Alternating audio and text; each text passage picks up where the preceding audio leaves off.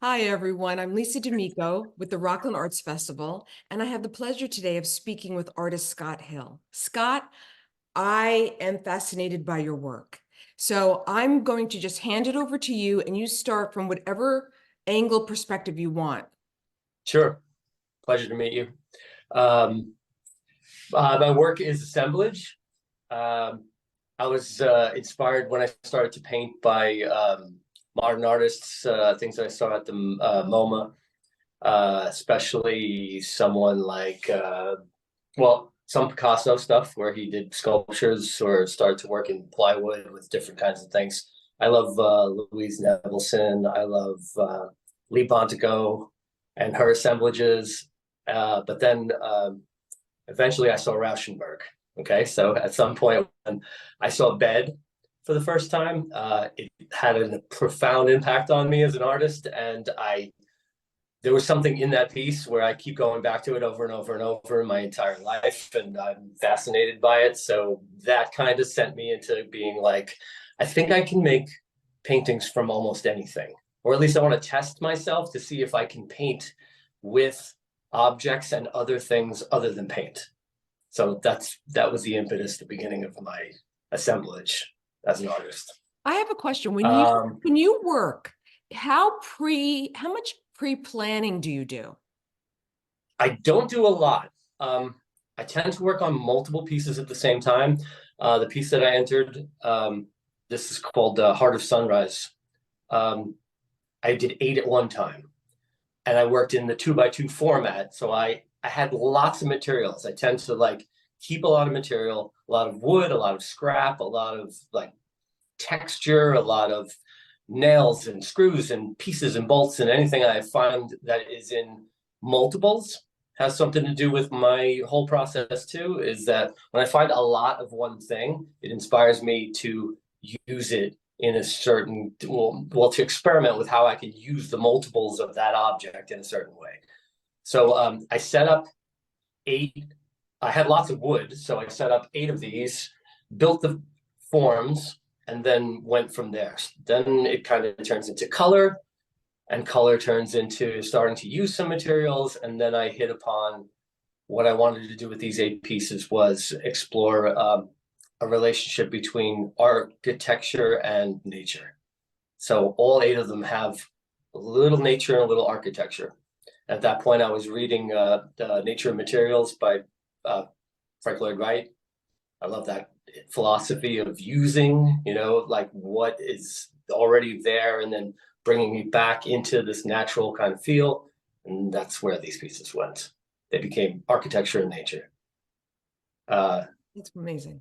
That's absolutely amazing. So you're working on 8 pieces or multiple pieces at a time in general. yeah, like right now I'm doing Studio another space series, you which have. is the George Washington Bridge, but I'm doing it as an actual series, which is I have 6 of them I'm working on, but it's the same painting 6 times. Obviously, they flow throughout the, building process, and not every one of them is going to be the same, but sometimes I work like that, and then I have more than one original to sell part with, or show and that kind of thing. Or I'll work on 8 different things at one time, but it's a series, like in the sense of like that it's all the same idea. So I'm Wow. just exploring a theme. Has some form of assemblage always been in your art, or did this happen over time and grew into this kind of You know, aesthetic? I I found 2 times in my life when I went backwards and realized that I may have always had this kind of idea, but I wasn't fully developed as an artist or as a being yet. You know what I mean? I went back to my mom's house and we were cleaning out her attic. She had a lot of stuff to get rid of when we were selling her house. I went up into the attic and I found a piece of wood with a star shape on it that I had built when I was maybe 5 or 6 years old out of nails, wire, paint, crayon, like just all over it. And when I saw this thing that I had forgotten was even part of my life, it kind of really hit me that, wow, I am, that's me. I'm that person. Like I made that when I was 6 years old, and it looks just like the things that I do now. That can't be a coincidence, you know? It's almost like a repressed art memory. It's funny. And then also, like I said, when I saw the Rauschenberg, you know, that kind of like, it just made me feel like building is one of my strong points, and I know I can do that well. I I I have been struggling to stay an artist for a living my whole entire life. I love being an artist, and I've made it so that I can be. I was a musician touring for a long time, and now I tattoo for a living. So I have always been looking for ways to, you know, stay an artist. But where was I going with that? I was going to say that I did a lot of apprenticeships in a lot of different places. I learned construction. I learned fabrication. I did set design. I always had my hand in a job. I did glass etching. I always had a hand in a job where I could stay myself as an artist, you know, and make a living as an artist. Um, but then along the way, I learned lots of skills, you Wow, know, and they all kind of came together as assemblage.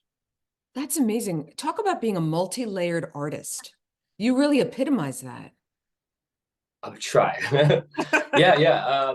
And then at the same time, you know, many years ago, I was studying illustration. So illustration is a tough field to break into and make a living at. Also, a lot of hustle to get jobs and be, you know, the kind of person that gets into the New Yorker or something like that is like trying to be a rock star, you know. So uh, I stayed as an illustrator, did little jobs as illustrations, worked with bands, did album covers and all that kind of stuff. And then eventually folded over into me having the skills to illustrate that when I apprenticed and learned how to tattoo, that all fell in place. But I Wow. already had an illustration background. So tattoos are just illustrations on your skin. Very true. Yeah. Scott, thank you so much for talking to me today. I Yeah, it's a pleasure. It's funny because with the festival, I've seen your work, but I've mainly seen the piece you've submitted to represent you as an artist, and I'm Yeah. fascinated by it. And hearing you speak, just it just takes me on a journey that was unexpected and really even more interesting than I anticipated. So thank you so much. I'm glad. Thanks for having me.